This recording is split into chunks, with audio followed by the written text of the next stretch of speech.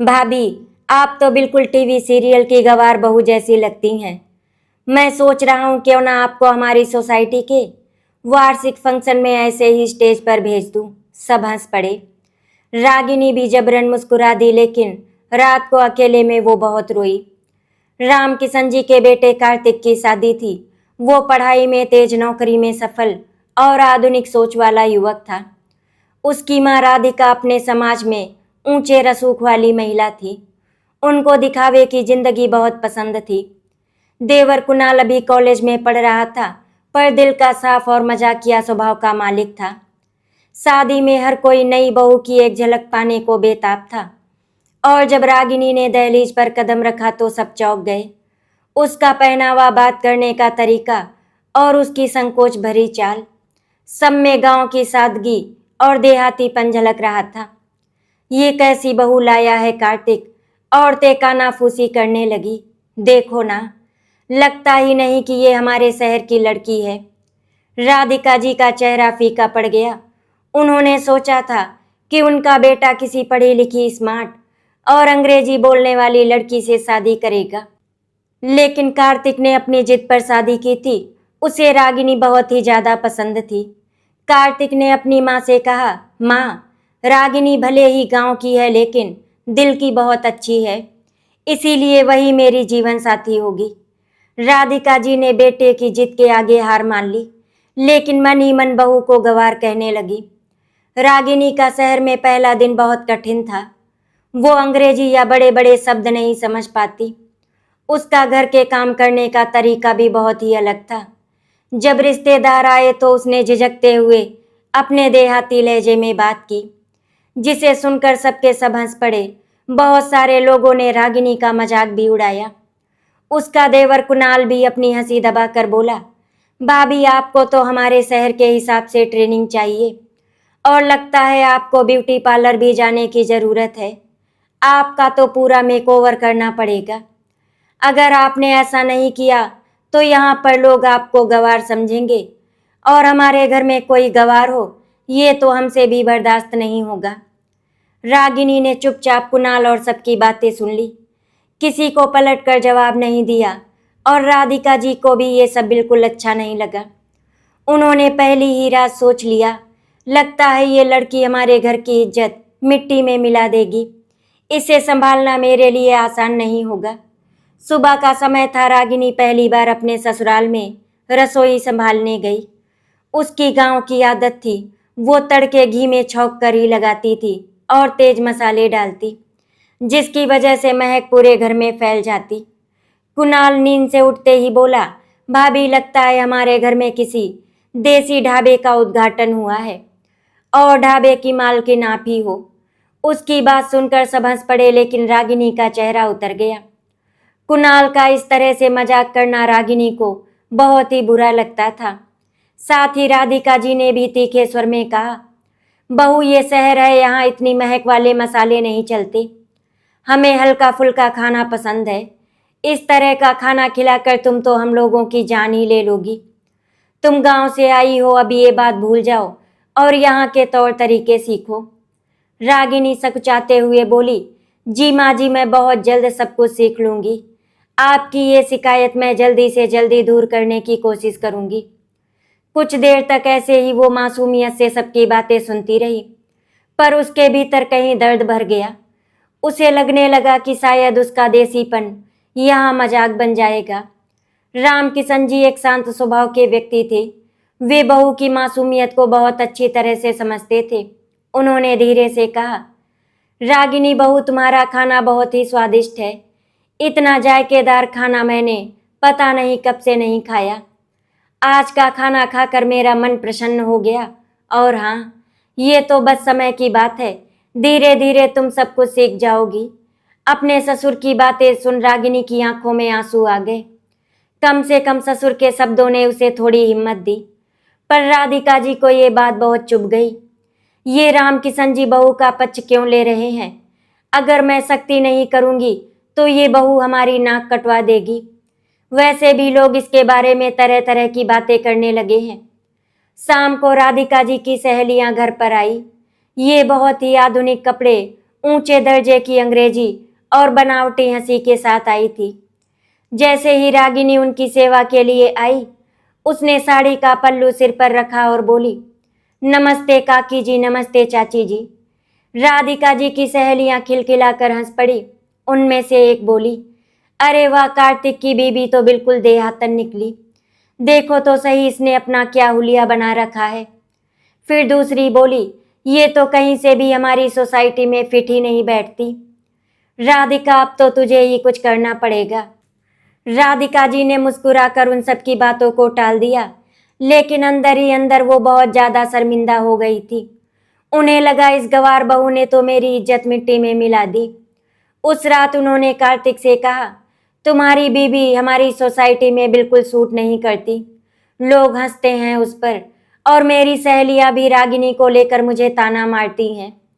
इस रागिनी की वजह से मुझे सबके सामने शर्मिंदा होना पड़ा। कार्तिक ने बहुत ही दृढ़ स्वर में कहा, माँ रागिनी को थोड़ा सा वक्त दीजिए, वो बहुत अच्छी इंसान है। अगर आप उसे अपनाएंगी तो वो सब सीख जाएगी। राधिका जी चुप हो गई, लेकिन मन ही मन उनके अंदर और भी ज्यादा कटुता भरने लगी। रागिनी को सहराए अभी 1 हफ्ता ही हुआ था, लेकिन उसने महसूस कर लिया था कि ये घर उसके लिए आसान नहीं होगा। उसको यहाँ पर बहुत कुछ सहना पड़ेगा। वो दिन रात घर का सारा काम करती, लेकिन बदले में उसे सराहना के बजाय ताने ही मिलती। एक दिन जब वो कपड़े धो रही थी तो राधिका जी ने कहा, बहू तुम्हें कपड़े धोने भी नहीं आते। देखो मेरी साड़ी पर साबुन के दाग रह गए। हमारे यहाँ नौकर भी इससे अच्छा काम करते हैं, और एक तुम हो, अच्छी तरह से कोई काम नहीं कर सकती। रागिनी धीरे से बोली, माँ जी मैं पूरी कोशिश करूंगी, अगली बार गलती नहीं होगी। लेकिन उसकी आंखें भीग गईं। उसने सोचा, मैं तो अपनी पूरी ताकत से सब कर रही हूँ, फिर भी सबको मुझ में कमी ही दिखती है। कुणाल कभी कभी अपनी भाभी से मजाक में बातें करता, लेकिन उसके शब्द भी रागिनी के दिल को चीर जाते थे। वो बोला, भाभी आप तो बिल्कुल टीवी सीरियल की गवार बहू जैसी लगती हैं। मैं सोच रहा हूँ क्यों ना आपको हमारी सोसाइटी के वार्षिक फंक्शन में ऐसे ही स्टेज पर भेज दूँ। सब हंस पड़े। रागिनी भी जबरन मुस्कुरा दी, लेकिन रात को अकेले में वो बहुत रोई। कार्तिक ने कई बार देखा कि उसकी पत्नी रोती रहती है। उसने प्यार से पूछा, रागिनी तुम परेशान क्यों रहती हो? रागिनी सुबकते हुए बोली, कार्तिक जी मैं कितना भी कर लूं, लेकिन आपकी माँ को मुझ में सिर्फ कमी ही दिखती है। सोसाइटी की औरतें मेरा मजाक उड़ाती हैं। शायद मैं सच में इस घर के लायक नहीं हूँ। इसीलिए कार्तिक जी मुझे मेरे गांव में छोड़ दीजिए, मैं वहीं पर ठीक हूँ। कार्तिक ने उसका हाथ थाम लिया। नहीं रागिनी, तुम सबसे अच्छी हो, बस माँ को समय लगेगा तुमको अपनाने में। तुम हार मत मानो, मैं हमेशा तुम्हारे साथ हूँ। रागिनी को थोड़ी हिम्मत मिली, लेकिन दिल में गहरी चोटें तो रोज ही लग रही थी। राम किशन जी बहू की स्थिति को समझते थे। एक दिन उन्होंने चुपके से रागिनी को बुलाकर कहा, बेटी लोग तुम्हें कुछ भी कहे पर याद रखना, असली इज्जत मेहनत सच्चाई और धैर्य से मिलती है। तू जैसे है वैसे ही रह, बदलने की जरूरत नहीं है। इन शब्दों ने रागिनी के दिल को सहारा दिया। उसने सोचा, अगर मेरे ससुर जी मुझे समझते हैं तो शायद एक दिन पूरी दुनिया भी मुझे समझेगी। इसी बीच सोसाइटी में कल्चरल फंक्शन की तैयारी हुई। राधिका जी ने मन ही मन ठान लिया कि इस बार सबके सामने मैं अपनी बहू की औकात दिखाऊंगी, ताकि लोग समझे कि मेरी गलती नहीं बल्कि ये बहू ही गवार है। उन्हें जरा भी अंदाजा नहीं था कि यही फंक्शन आने वाले समय में उनके घर के रिश्तों की दिशा बदल देगा। सोसाइटी के कल्चरल फंक्शन का ऐलान होते ही सभी घरों में तैयारी शुरू हो गई। कहीं बच्चे डांस की प्रैक्टिस कर रहे थे तो कहीं महिलाएं फैशन शो की तैयारी। हर कोई अपनी शान और रुतबा दिखाने के लिए बेचैन था। राधिका जी ने अपनी सहेलियों से कहा, इस बार मैं अपनी बहू को भी स्टेज पर भेजूंगी, फिर सबको समझ में आ जाएगा कि हमारी बहू कितनी पिछड़ी हुई है। सहेलियां खिलखिलाकर बोली, हाँ हाँ जरूर भेजो, हम तो अभी से इंतजार करेंगे। रागिनी ने ये बात सुनी तो उसका दिल कांप गया। उसने कार्तिक से कहा, मैं स्टेज पर कैसे जाऊंगी? मुझे तो ढंग से बोलना भी नहीं आता, लोग मेरा मजाक उड़ाएंगे। कार्तिक ने उसे ढांढस बंधाया। रागिनी, अगर माँ ने तुम्हारा नाम दे दिया है तो अब पीछे मत हटो। तुम जैसी हो वैसे ही सबके सामने जाओ। असली खूबसूरती सच्चाई में है।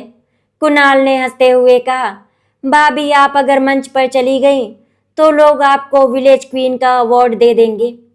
उसकी बात सबको मजेदार लगी, पर रागिनी को चुप गई। वो बस चुप रही। राम किशन जी ने बहू को अकेले में बुलाकर कहा, बेटी डर मत, मंच पर जाना है तो जा, लेकिन याद रखना जो भी बोलना अपने दिल से, पढ़ी लिखी अंग्रेजी नहीं, सिर्फ अपनी सच्चाई और संस्कार। लोग हंसेंगे पर वही हंसी एक दिन तालियों में बदल जाएगी। उनकी बात सुनकर रागिनी की आंखों में नमी आ गई। उसने मन ही मन निश्चय किया, अब मैं डरूंगी नहीं, चाहे लोग हंसे या ताने मारे, मैं सच बोलूंगी। आखिरकार वो दिन आ गया। पूरी सोसाइटी सज धज कर इकट्ठी थी। बच्चों ने डांस किया, युवाओं ने नाटक पेश किया, औरतों ने फैशन शो किया।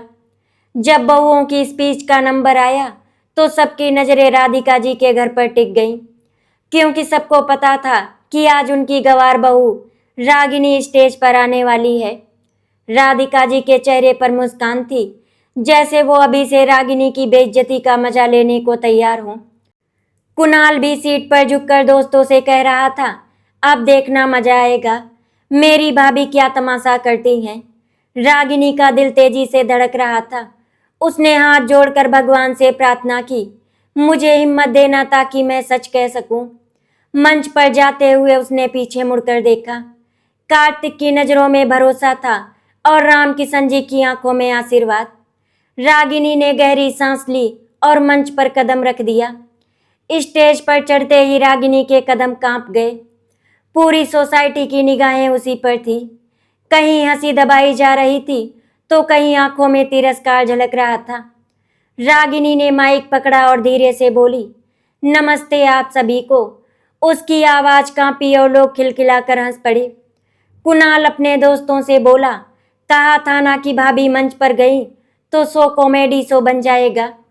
राधिका जी भी शर्मिंदगी छुपाते हुए मुस्कुराई, लेकिन कार्तिक और राम किशन जी ने ताली बजाकर रागिनी को हिम्मत दी। रागिनी ने आंखें बंद की, गहरी सांस ली और बोली, मैं गांव से आई हूँ, बहुत पढ़ी लिखी नहीं हूँ, अंग्रेजी भी नहीं आती, पर मुझे इतना पता है कि इंसान की असली पहचान उसके कपड़ों या भाषा से नहीं होती, बल्कि उसके संस्कार और दिल से होती है। पूरी सभा हतप्रभ रह गई। जहां अभी तक हंसी थी वहां अब खामोशी छा गई। रागिनी ने आगे कहा, शहर की चकाचौंध मेरे लिए नई है, लेकिन गांव की मिट्टी ने मुझे मेहनत, सच्चाई और अपनापन सिखाया है, जो मैं जिंदगी भर भूल नहीं पाऊंगी। अगर मैं गंवार हूं तो उस गंवारपन में भी अपनापन है। मैं आज आप सबके सामने वादा करती हूँ कि मैं अपने परिवार की इज्जत बनाए रखने की पूरी कोशिश करूंगी और आप सबको मेरी तरफ से कभी शिकायत का मौका नहीं मिलेगा, चाहे मुझे कितनी ही ठोकरें क्यों ना खानी पड़े। पूरा हॉल तालियों से गूंज उठा। लोगों को उम्मीद नहीं थी कि इतनी मासूम और देहाती लगने वाली बहू इतना गहरा सच बोलेगी। एक बुजुर्ग महिला बोली, बहू तुमने सही कहा, पढ़ाई लिखाई जरूरी है, लेकिन संस्कार उससे भी ज्यादा जरूरी हैं। कई औरतों की आंखों में नमी आ गई। जहां पहले हंसी थी अब वहां सम्मान झलक रहा था। राम किशन जी गर्व से मुस्कुराए, देखा यही असली इज्जत है। कार्तिक ने तालियां बजाते हुए कहा, मैं जानता था मेरी रागिनी सबके दिल जीत लेगी, लेकिन राधिका जी का चेहरा उतर गया। उनकी योजना तो रागिनी को नीचा दिखाने की थी, पर उल्टा सबने उसकी तारीफ कर दी। मन ही मन उन्होंने सोचा, ये तो मेरे कदमों से जमीन खिसका रही है, अगर इसे रोका नहीं तो कल को पूरा घर इसे पूजने लगेगा। कुणाल भी अचंभे में था। उसने पहली बार भाभी को गंभीरता से देखा और सोचा, ये तो सच में दिल की साफ है, शायद मैं ही ज्यादा मजाक कर जाता हूँ। हालांकि लोगों ने रागिनी को सराहा, लेकिन राधिका जी का गुस्सा और ज्यादा भड़क गया। उन्होंने मन ही मन ठान लिया, अब मैं इस बहू को चैन से जीने नहीं दूंगी, इसे इतना दबाऊंगी कि इसकी आवाज हमेशा के लिए बंद हो जाए। और यहीं से रागिनी की असली परीक्षा शुरू हुई। सोसाइटी फंक्शन के बाद रागिनी सबके बीच चर्चा का विषय बन गई। लोग कहते, वाह, कार्तिक की पत्नी तो कितनी सीधी सादी है, दिल की कितनी अच्छी है। कुछ लोग तो यहाँ तक बोले, ऐसी बहुएं ही घर को जोड़ कर रखती हैं। ये सब सुनकर राधिका जी का दिल जल उठा। उन्हें लगा, अब तो लोग मेरी बहू की तारीफ कर रहे हैं, कहीं कल को मेरी ही अहमियत कम ना हो जाए। राधिका जी अब डर कर छोटी बड़ी बात पर रागिनी को ताने देने लगी।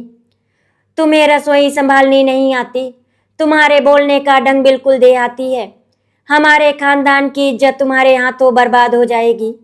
रागिनी सब सुनकर चुप रहती। उसने सोचा, अगर मैं जवाब दूंगी तो घर टूट जाएगा, बेहतर है मैं सह लूं। कार्तिक कई बार देखता कि उसकी माँ रागिनी को अपमानित कर रही है।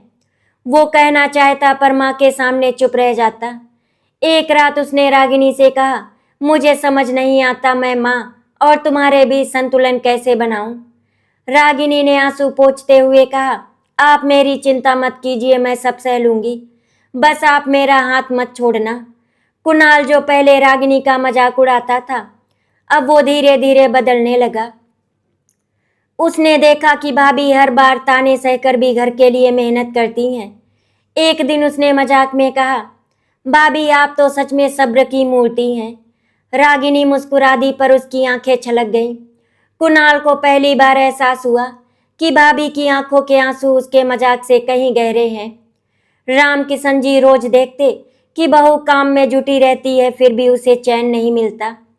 एक दिन उन्होंने अपनी पत्नी राधिका से कहा, राधिका, बहू पर इतना दबाव मत डालो, वो बहुत अच्छी है, उसे अपनाओ। अगर तुमने अभी ऐसा नहीं किया तो फिर बाद में बहुत पछताओगी। लेकिन राधिका जी ने तुनक कर कहा, आप हमेशा उसका पक्ष लेते हैं, आपको अपनी बहू इतनी ही प्यारी है तो उसी से घर चलवाइए, मैं तो बस तमाशा देखूंगी। राम किशन जी ने गहरी सांस ली। उन्हें समझ आ गया था कि पत्नी की आंखों पर अहंकार की पट्टी बंधी है। राधिका जी ने मन ही मन ठान लिया, जब तक मैं इस बहू की इज्जत सबके सामने मिट्टी में नहीं मिलाऊंगी, मेरा गुस्सा ठंडा नहीं होगा। उन्होंने एक योजना बनाई।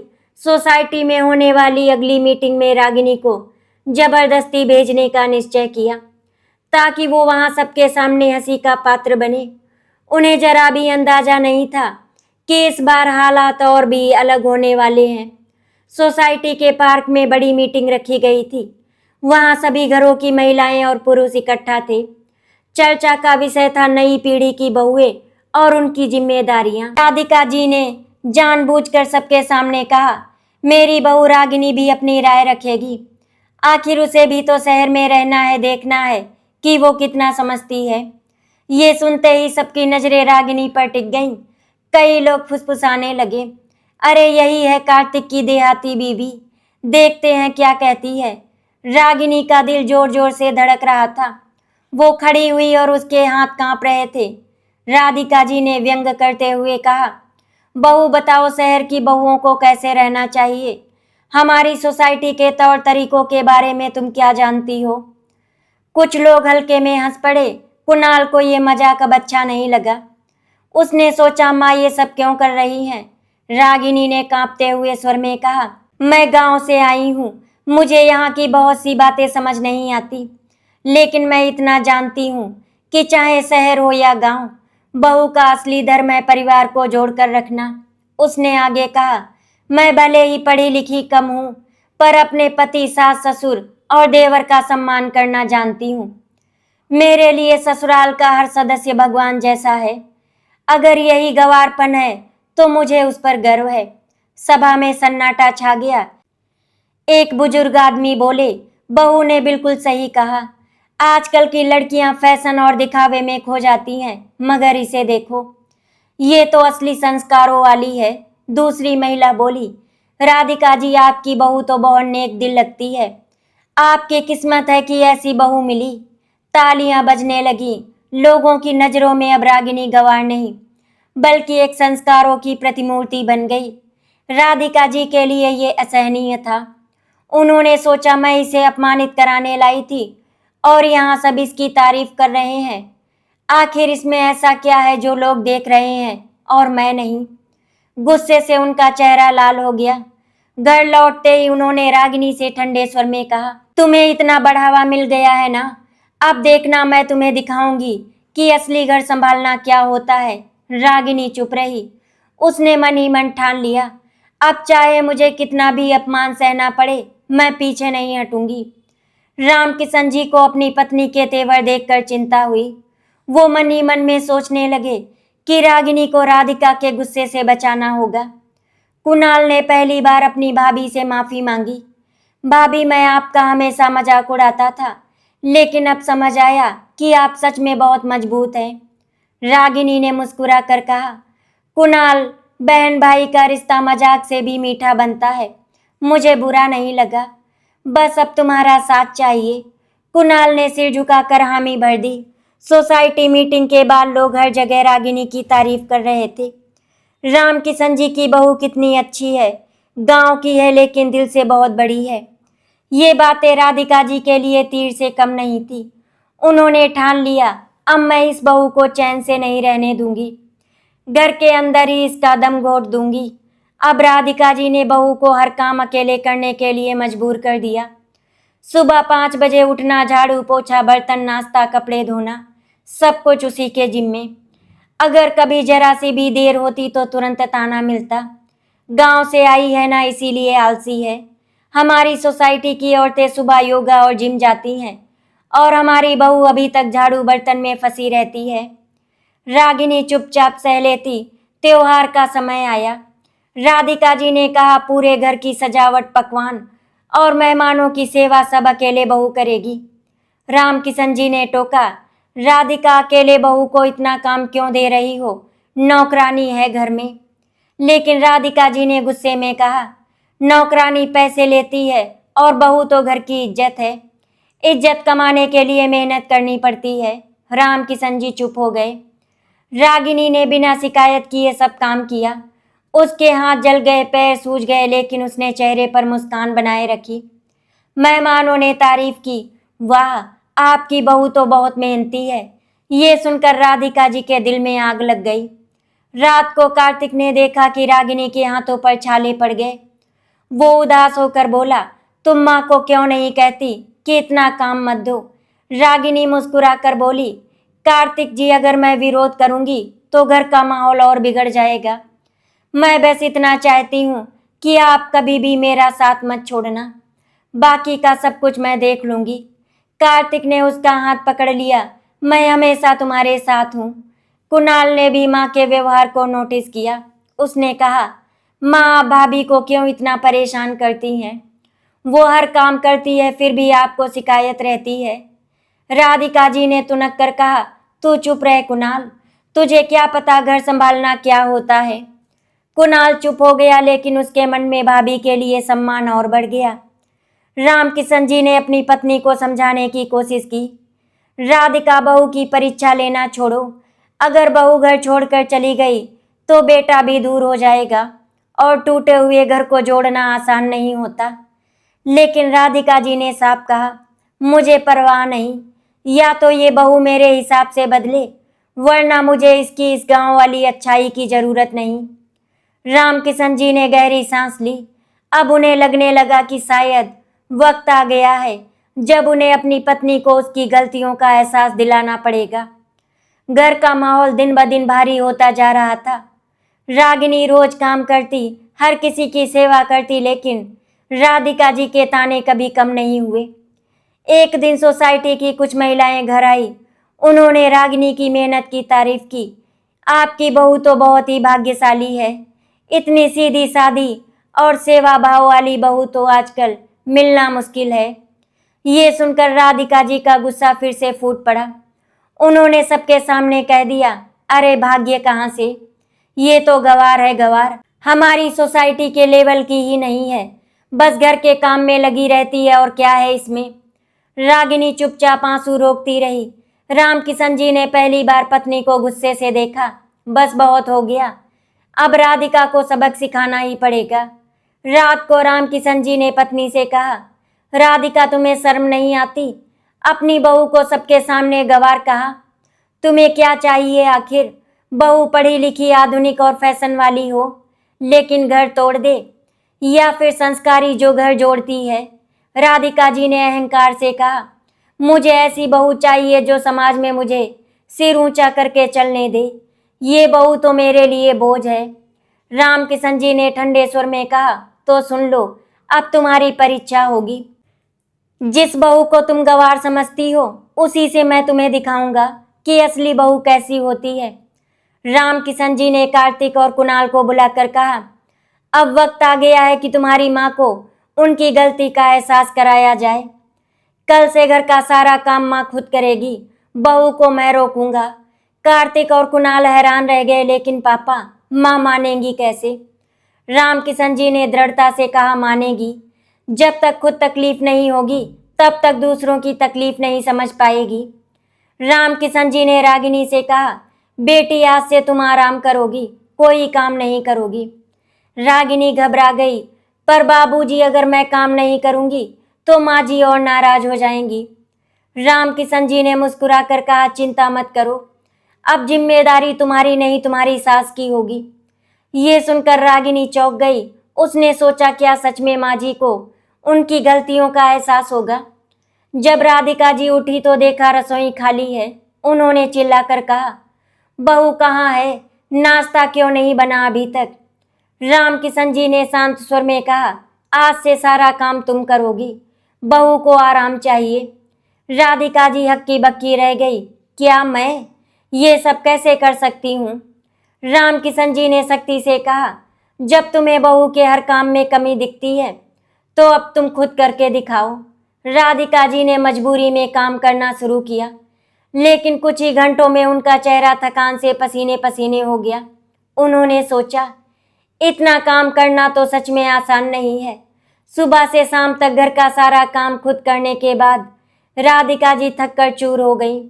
झाड़ू पोछा, बर्तन, कपड़े धोना, खाना पकाना, सब कुछ करते करते उनकी कमर दर्द करने लगी। हाथ लाल हो गए और चेहरे पर थकान साफ दिख रही थी।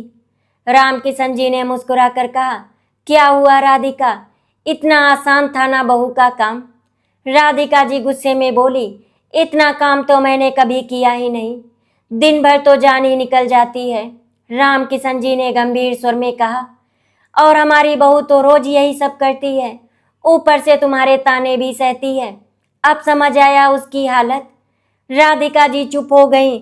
उस रात रागिनी चुपचाप कमरे में आई और सास के पैरों की मालिश करने लगी। राधिका जी ने आश्चर्य से पूछा, मैं तुम्हें इतना ताने देती हूँ और तुम मेरी सेवा कर रही हो? रागिनी की आंखें भर आई और वो बोली, माँ जी, आप मेरी माँ जैसी हैं। अगर आप नाराज भी होंगी तो भी मैं आपका सम्मान करूँगी। गांव की लड़कियों को यही सिखाया जाता है, घर की बड़ी चाहे कैसी भी हो, उनकी सेवा ही बहू का धर्म है। ये सुनकर राधिका जी के दिल पर जैसे चोट लगी। उनकी आंखों से आंसू बह निकले। अगली सुबह राधिका जी ने पूरे परिवार को बुलाया और कहा, आज तक मैं अपनी बहू को गंवार कहती रही। मुझे लगता था कि ये हमारे शहर की सोसाइटी के लायक नहीं है, लेकिन असल में गंवार मैं थी, जिसने इसके संस्कार और सेवा को नहीं पहचाना। उन्होंने सबके सामने रागिनी का हाथ पकड़कर कहा, बहू मुझे माफ कर दो, तुम मेरी बेटी जैसी हो। आज से ये घर तुम्हारा है और मैं तुम्हें पूरे दिल से अपनाती हूँ। रागिनी की आंखें भर आईं। उसने सास के पैरों को छूकर कहा, माँ जी, अगर आप मुझे स्वीकार ले तो मेरे लिए यही सबसे बड़ी जीत है। कार्तिक की आंखों में खुशी के आंसू थे। कुणाल ने भी कहा, भाभी, आप सच में इस घर की शान है। अब से मैं कभी आपका मजाक नहीं उड़ाऊंगा। रामकिशन जी गर्व से मुस्कुराए। देखा, यही असली बहू है जो घर को जोड़ती है, अपमान सहकर भी सम्मान देती है, और यही असली माँ है जो अपनी गलती मानकर नई शुरुआत करती है। धीरे धीरे पूरा घर बदल गया। अब रागिनी को कोई गंवार नहीं कहता। लोग उसे संस्कारों वाली बहू और घर की लक्ष्मी कहने लगे। राधिका जी हर जगह गर्व से कहती, मेरी बहू भले ही गांव से आई है, लेकिन दिल से इतनी बड़ी है कि हमारी पूरी सोसाइटी भी उसके आगे छोटी है। और रागिनी, वो अब भी वही सीधी सुहानी सरल बहू थी, जिसने सबको अपने संस्कारों और त्याग से जीत लिया था। आशा करती हूँ आपको हमारी कहानी अच्छी लगी होगी। अगर आपको हमारी कहानी अच्छी लगी तो वीडियो को लाइक एंड शेयर करें, चैनल को सब्सक्राइब करें। वीडियो देखने के लिए आपका धन्यवाद।